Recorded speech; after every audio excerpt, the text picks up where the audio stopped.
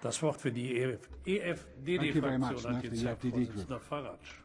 Well, thank you. It's already rather exciting, isn't it? It's referendum season, and the referendum is coming on the 6th of April in the Netherlands, where they're going to have a referendum on the Ukrainian deal, and the opinion polls show they are going to reject it.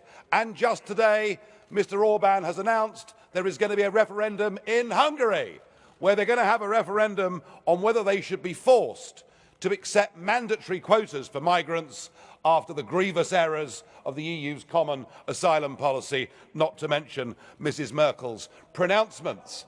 And overnight we get a Czech premier telling us that there is now demand building in the Czech Republic to have a referendum on membership. Oh, and I nearly forgot, there's going to be a British referendum on June the 23rd on whether we remain or leave the European Union.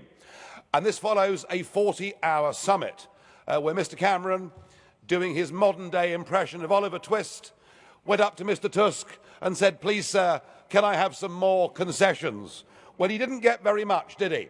We're allowed to change ever so slightly migrant benefits for a short period of time, and we're told that in future we won't be committed to ever closer union.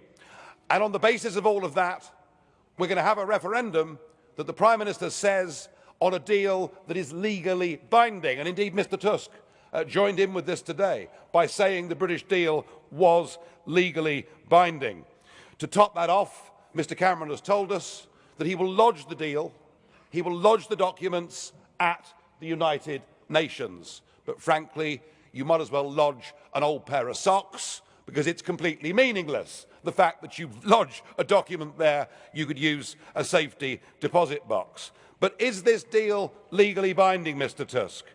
Well, the ECJ themselves said in 2008 that the obligations imposed by an international agreement cannot have the effect of prejudicing the constitutional principles of the EU treaties, which means the ECJ rule in favour of the existing treaties until we get a new treaty. But who's to say there's going to be a new treaty? Any new treaty would trigger yet more referendums and would not be favoured, I think, by the big groups in this Parliament. But of course we have an emergency brake. That's being judged to be a great success. But, crucially, that happens through secondary legislation that can be voted on by this Parliament. So what happens? We have a referendum, we follow Mr. Cameron, we vote to remain, and then we come back to this Parliament. Is this Parliament going to support British exceptionalism? And I think we've heard voices today that make it perfectly clear that that will not happen. So the deal, Mr. Tusk, and Mr. Cameron, if you're listening, is not legally binding in any way at all. And I have to say the British public will decide which is our safest option.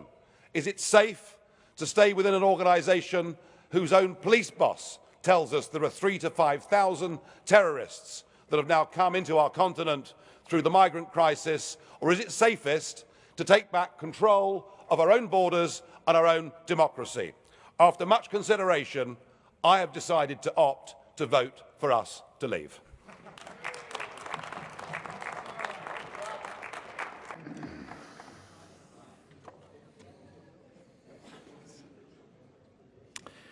Herr Farage, es gibt eine Frage des Abgeordneten Casa. Mr. Farage, there is a question from Mr. Casa. Do you want to, will you accept that? Mr. Casa, please.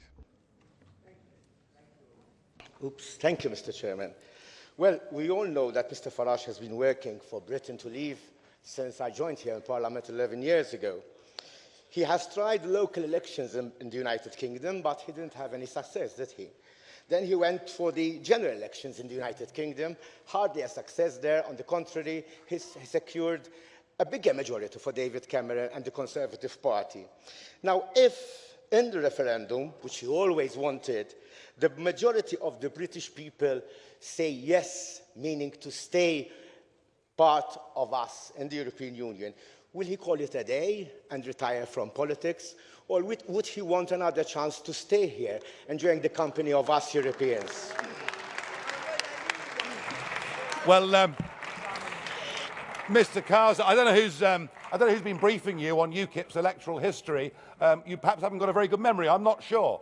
But in 2014, with 28% of the vote, UKIP won the European elections, topping the poll across the United Kingdom, the first time since 1906 that a party that wasn't Labour or the Conservatives had won a national election. So I hope that brings you up to speed.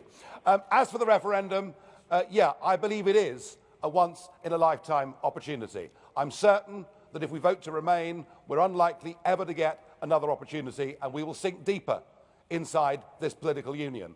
But I think there's every chance now that the momentum is on our side of the argument, and so yes, we're going to vote to leave, and within a short period of time, all the British MEPs will be gone. How about that?